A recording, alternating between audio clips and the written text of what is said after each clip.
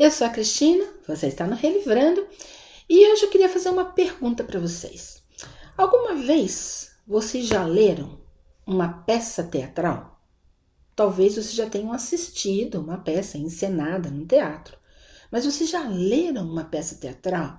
Vocês têm curiosidade?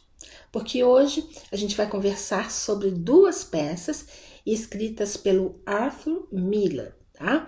Mas antes da gente conversar, eu vou fazer aqui os pedidos de sempre, né? Que se vocês chegaram agora e não conhecem o canal, por favor, inscrevam-se. E se vocês gostarem deste vídeo, deem um like, porque isso ajuda muito a divulgar o canal, tá? E se vocês já são inscritos, também verifiquem se a inscrição de vocês continua ativa. Bem-vindos!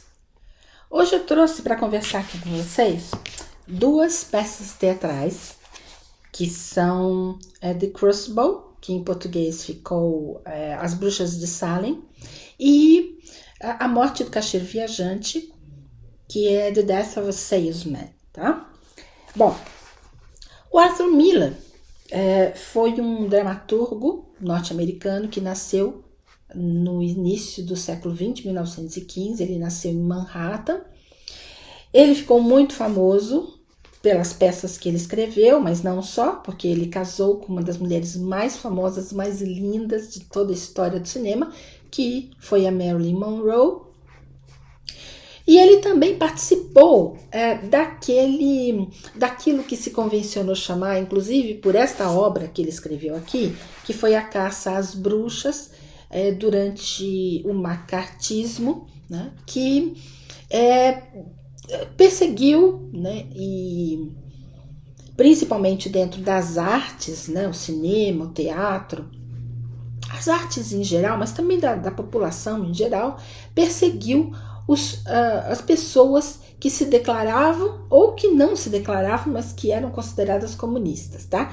O Arthur Miller foi uma dessas pessoas e diz ele, né, na própria introdução aqui desse livro das Bruxas de Salem, que esse livro aqui é uma referência a esse período de caça às bruxas, tá?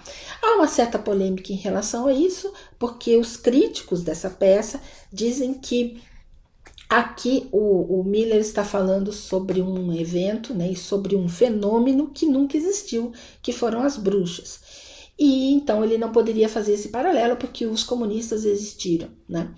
E aí o Arthur Miller está dizendo que não, que na cabeça, no imaginário das pessoas, as bruxas existiam. E então dá para fazer esse paralelo porque ele considera que no imaginário e na cabeça, né, dessas pessoas que perseguiram esses comunistas existiram, né? Então vamos começar aqui com Death of a Salesman, que foi a primeira, né, das duas aqui que o Miller escreveu. Essa daqui ele escreveu em 1949. Ela já fez um sucesso logo que foi para o teatro, né? E é uma peça assim muito direta, muito simples. Na minha opinião, não tem muitas coisas assim intrínsecas, ainda que quando você vai ler aqui na introdução e os comentários da introdução, hajam comentários, desculpa aí o português, haja comentários assim dos mais diversos, né, inferências, né, coisas que se falam a respeito da peça, que eu acho que é um pouco de... Ó, gente, de novo, né, eu sempre faço os vídeos aqui com opiniões muito pessoais, né, tanto que eu digo assim, ó, se eu gosto ou não gosto do livro é uma coisa secundária, vocês têm que ler para ter a sua própria opinião. Então, tudo que eu falar aqui é muito pessoal. Então, eu, na minha opinião muito pessoal, acho que vários dos comentários que são feitos a respeito dessa peça aqui na introdução dessa edição da Penguin, principalmente, são coisas assim, um pouco exageradas até. Querer tirar um conteúdo, né, e razões e sei lá o que, de dentro de um texto, que às vezes me parece um pouco de forçação de barra. Porque eu achei esse texto aqui muito simples, né? Ele conta a história do Willy Loman, que é um vendedor, né, um caixeiro viajante, ele passou a vida toda fazendo isso. Ele é casado com a Linda e tem 2 filhos.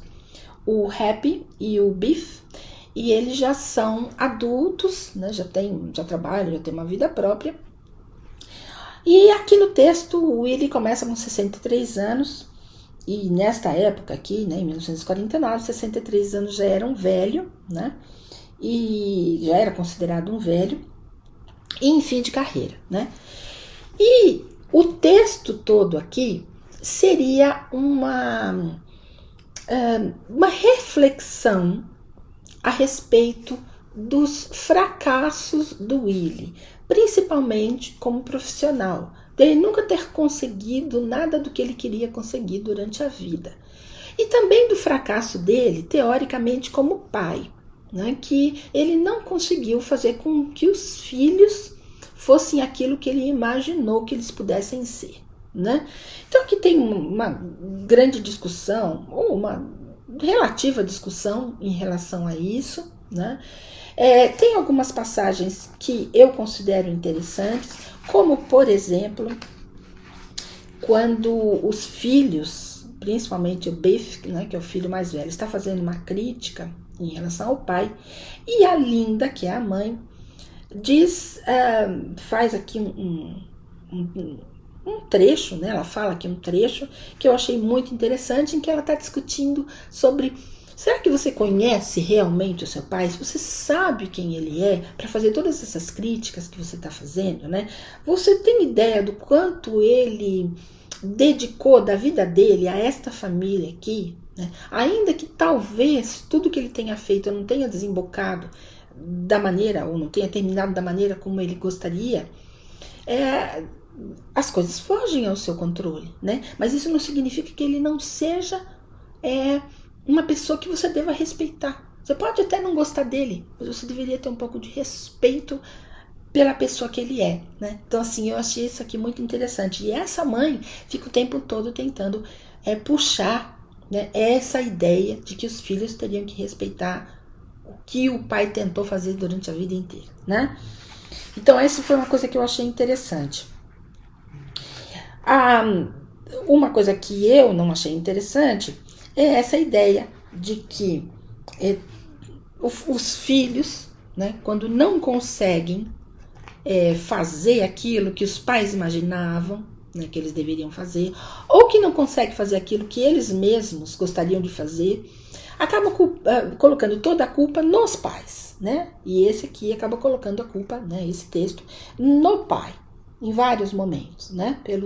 Os filhos, né, ou principalmente o filho mais velho, acaba colocando a culpa do seu fracasso nas costas do pai, né? Na expectativa que o pai criou em relação a ele.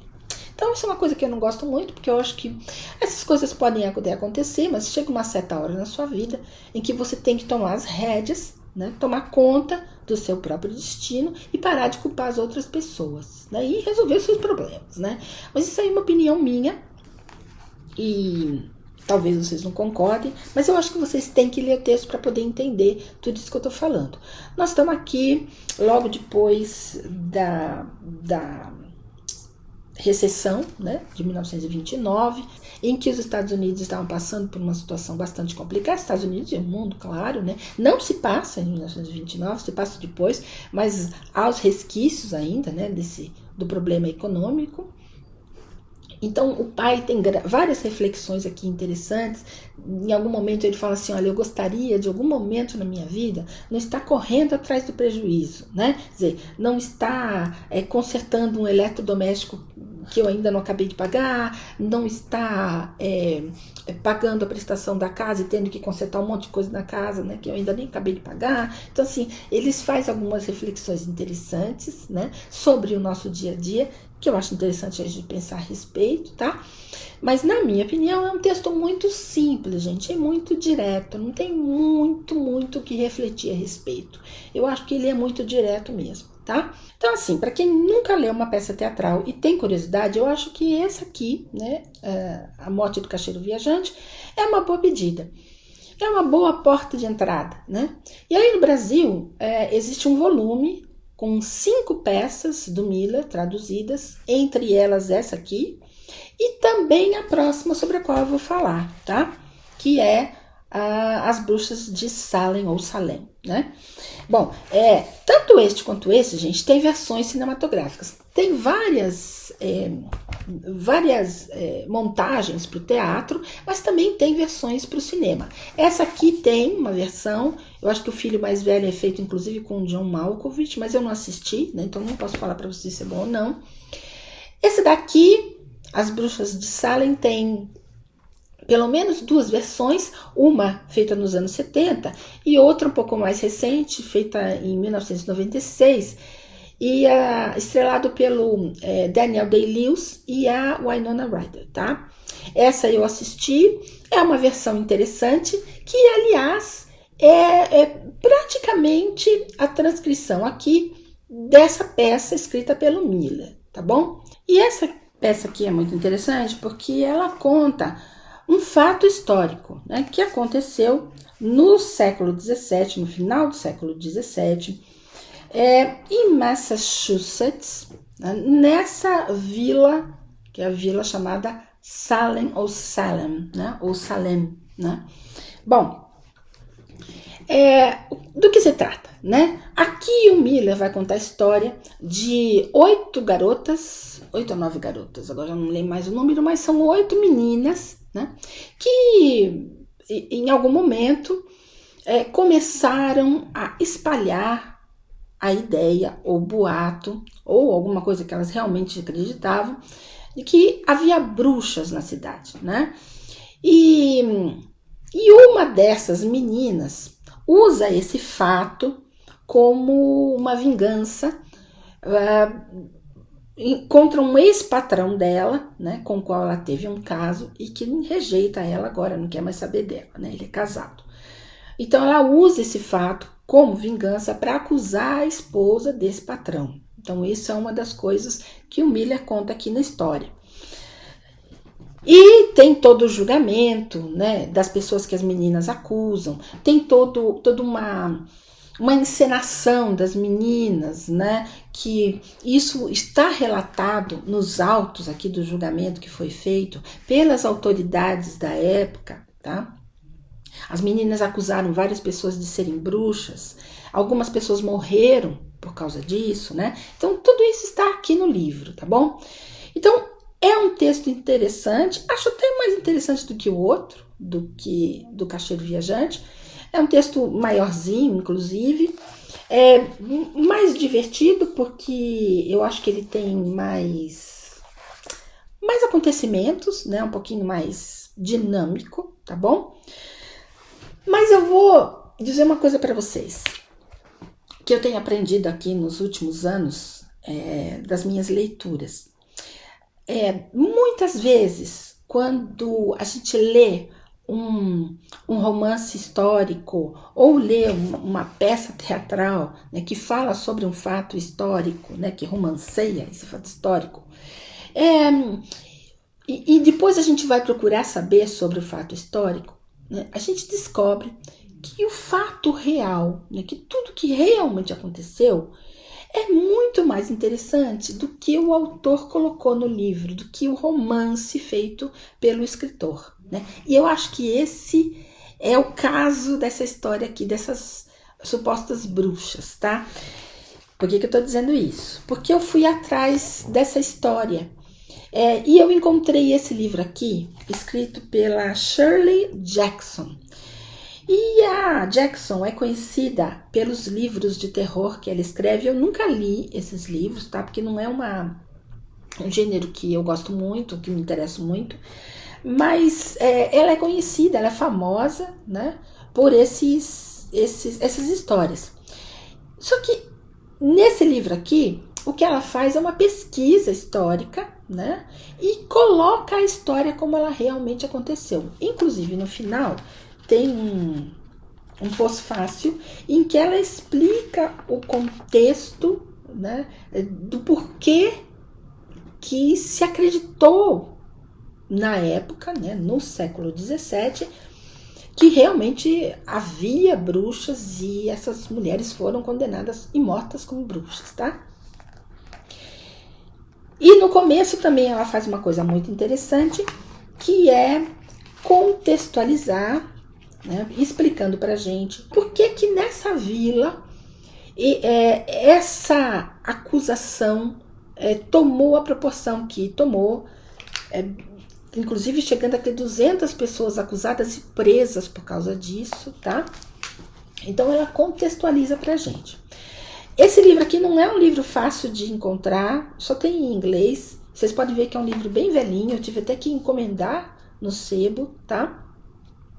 E ele faz parte de uma coleção aqui, bem antiga, de fatos históricos escritos por alguns escritores famosos, né? Relatados por alguns escritores famosos, para serem ensinados nas escolas. Então eles são textos para jovens adultos. Então são textos muito gostosos de ler, fáceis de ler, né? Então eles contam um fato histórico de maneira muito fácil, muito simples, para ser ensinado em sala de aula. E foi escrito por escritores famosos e sempre conta fatos assim como esse aqui. E também tem algumas biografias de pessoas famosas, importantes na história norte-americana, como Martin Luther King, o Abraham Lincoln, o Thomas Jefferson, né? Tem vários, tá? Bom, e eu achei e li, né? Então eu vou dar uma passadinha aqui com vocês em relação a algumas coisas que eu li, para vocês entenderem como é interessante essa história das bruxas de Salem, né? Bom, isso aqui aconteceu então numa região que foi a região de Massachusetts, que faz parte daquela região das 13 colônias iniciais dos Estados Unidos, fundadoras, né, do país, e que foi colonizado por puritanos que fugiram da Inglaterra, ou da Europa em geral, perseguidos por sua religiosidade, tá? E quando eles chegaram nos Estados Unidos, eles começaram a praticar a sua religião de maneira muito mais rígida do que eles praticavam na Europa. A vida nessa vila, né, de Salem não era uma vida fácil, não era uma vida simples.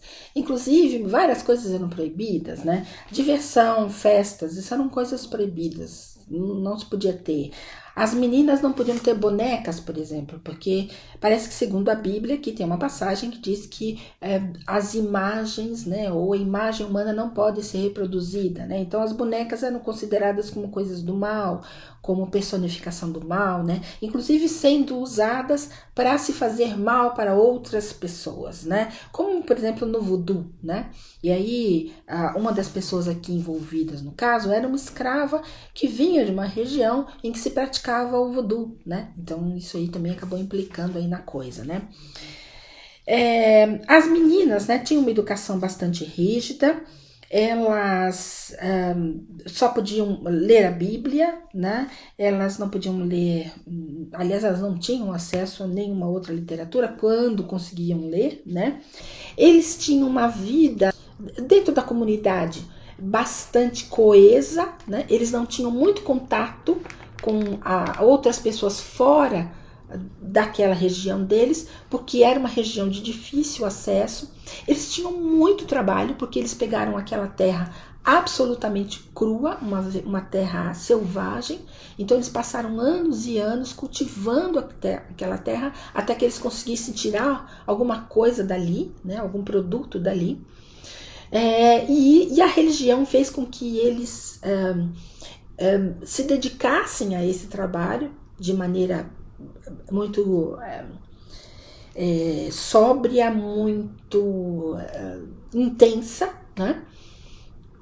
E eles eram obrigados a participar das reuniões coletivas, né, religiosas feitas ali naquela comunidade.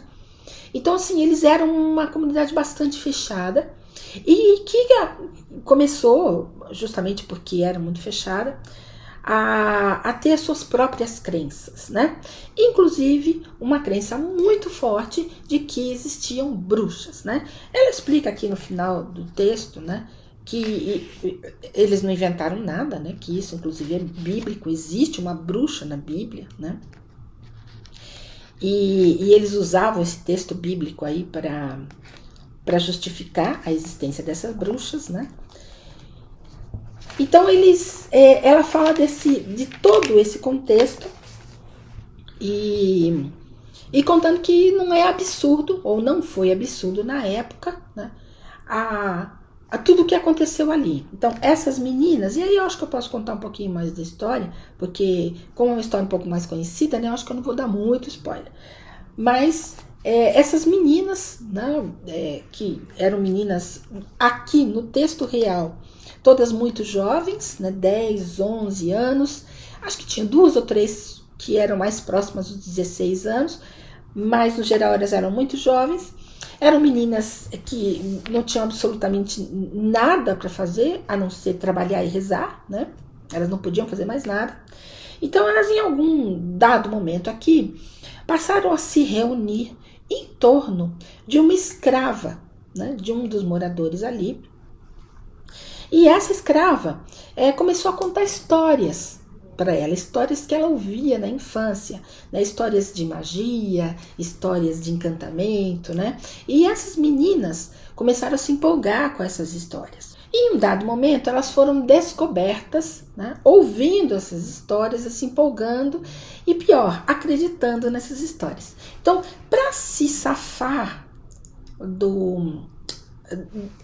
da punição que viria, né, dos próprios pais e da comunidade por eles estarem tendo esse tipo de reunião e acreditando e ouvindo essas histórias, né, elas começaram a inventar que elas estavam sendo tentadas e possuídas pelo demônio, né, incitadas, né, por bruxaria. E aí elas aleatoriamente começaram a acusar algumas pessoas, inclusive a própria escrava, de bruxaria, tá? Bom, só que isso aí, gente, foi tomando uma proporção enorme, né? As meninas foram se empolgando com essa história. Há várias versões em relação a isso, inclusive eles chamam isso hoje de uma epidemia de bruxas, né, que houve na época ali. Alguns psicólogos falam isso, chamam isso de histeria coletiva, né, que as meninas começaram a se empolgar uma com as outras, elas faziam encenação de possessão durante os próprios julgamento, né. Então, assim, isso no filme também é muito bem encenado, né, mas eu acho que aqui na história real fica muito impressionante, gente, porque a maneira como essas pessoas foi julgada foi muito arbitrária. Simplesmente porque as meninas diziam alguma coisa, as mulheres começaram a ser chamadas, o julgamento era muito arbitrário e elas eram consideradas culpadas, né? Pelo simples olhar para as meninas e as meninas terem um ataque histérico, as mulheres eram culpadas de bruxaria, né? Então ela conta essa história aqui, o Miller também conta, né? Romanceando bastante essa história, mas a história real foi bastante pesada, não foi uma coisa simples, não. Para vocês terem uma ideia da proporção que essa epidemia, né, entre aspas, tomou, olha só o resultado. 20 pessoas consideradas hoje, né, inocentes, foram executadas e muitas outras morreram na cadeia, né? As pessoas que eram consideradas bruxas, automaticamente elas perdiam as suas terras para o Estado, tá?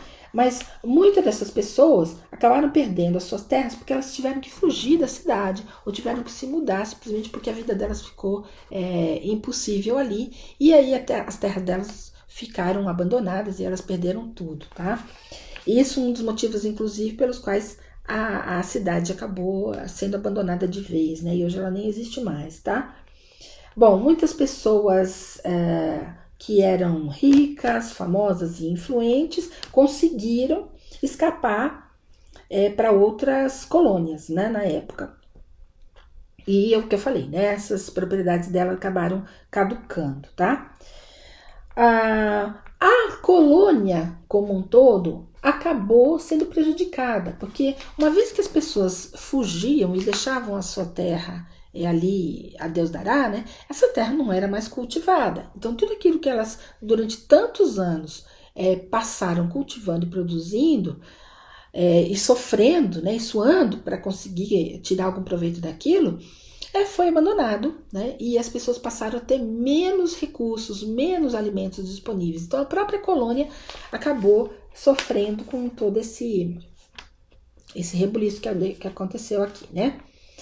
Bom, e o que aconteceu com as garotas? No geral, né, as garotas acabaram não só acusando pessoas em Salem, né, na vila de Salem, como em outras cidades, tá? Bom, chegou ao absurdo, gente, delas acusarem uma menina de 5 anos, e essa menina de 5 anos, que era filha de uma das mulheres acusada como bruxa, né, também foi pra cadeia, tá? Depois ela foi solta, mas foi, né, pra cadeia. Bom, e segundo os relatos históricos aqui, né, a documentação histórica, essas meninas, né, que tiveram esses desmaios, esses ataques aí e acusaram as pessoas, elas acabaram também sofrendo na sua própria vida, né? Porque depois de tudo que elas fizeram, elas acabaram, algumas delas ficando muito pobres, morrendo na miséria, acabaram sendo esquecidas, né? Tiveram muitos problemas pessoais, tá? Mas não se sabe muito bem o que aconteceu com todas, não. Bom, nem tudo foi tão ruim assim, né? Tudo tem o seu lado bom. Como esse julgamento que foi feito aí em relação a essas mulheres foi feito de maneira muito arbitrária, chegou um certo momento em que o Estado falou assim, olha, eu acho que, o Estado, eu digo o governo, né, chegou e falou assim, olha, eu acho que a coisa está tomando uma proporção descontrolada e a gente vai ter que tomar alguma providência em relação a isso. Então, aqueles julgamentos que estavam sendo feitos de maneira arbitrária passaram para as mãos de pessoas responsáveis de um nível um pouco mais reconhecido, né, dentro da área jurídica, né? Então, os julgamentos passaram a ter um pouquinho mais de critério e a maioria das pessoas foi libertada. Algumas, como fala aqui no próprio texto do Miller, morreram, né? Mas a maioria foi libertada. E hoje, né, depois de um bom tempo, essas pessoas foram, inclusive, as que morreram, foram consideradas inocentes. Tal da desculpa póstuma, né? E além disso, com um exemplo da arbitrariedade desses julgamentos, os julgamentos posteriores, no geral, passaram a ter alguns certos critérios que nessa época ainda não tinha. Tá bom? Então, essa foi a parte positiva, né? Aí, um último fato interessante que eu queria comentar, um fato histórico, é que um dos juízes que participou aí desses trials, né, foi um tal de John Hathorne. Não sei se eu estou pronunciando direito o nome dele, mas ele é um ancestral, tá, do Nathaniel Hawthorne, que eu também não sei se eu estou pronunciando o nome dele correto. Bom, o sobrenome dos dois tem um W no meio, né, que é o que faz a diferença aí. Então é esse, deixa eu ver aqui, esse W aqui, ó, tá vendo? Esse W aqui, no John não tinha, tá? Mas do Nathaniel tem. Mas eles são da mesma família, tá? Então em algum momento o sobrenome deles aqui ganhou um W. E esse escritor aqui, que é o escritor da Letra Escarlate, por esse livro que ele é mais conhecido, inclusive no Brasil, escreveu esse outro livro aqui, The House of the Seven Gables. Nesse livro aqui, ele conta a história desse juiz, tá? Que era um cara assim, não era um cara muito legal, tá bom? Então, obviamente, né, vocês estão vendo que eu já comprei o livro porque eu fiquei curiosa, né? Como eu nunca li nada do Hawthorne, eu vou ler a Letra Escarlate, agora eu vou ler esse livro aqui também, tá bom? Bom, então essas são as curiosidades que eu queria contar para vocês e dizer que eu sempre acho que eu aprendi, né, isso ao longo das minhas leituras, que os fatos históricos contados como eles são, às vezes são mais interessantes do que os fatos romanceados, né, desse mesmo fato histórico, tá bom? Mas isso não invalida o fato de vocês lerem aqui essas duas peças. Eu acho que é muito interessante para quem nunca leu, mesmo para quem leu, eu acho que vai gostar de ler essas peças do Miller. Eu acho que são textos diretos, não tem muita coisa aí nos meandros não, tá? Então é fácil de ler, até para quem quiser ler em inglês, eu acho que pode se arriscar aí, para quem tem um nível intermediário, pode se arriscar, vai gostar de ler em inglês. E é isso que eu queria compartilhar aqui com vocês em relação a essas duas peças, tá? Espero não ter me enrolado muito, espero que vocês tenham gostado do vídeo. Se vocês gostaram, por favor, deem um joinha, porque isso ajuda muito a divulgar o canal e desde já eu agradeço, tá bom? Então, uma excelente semana para vocês.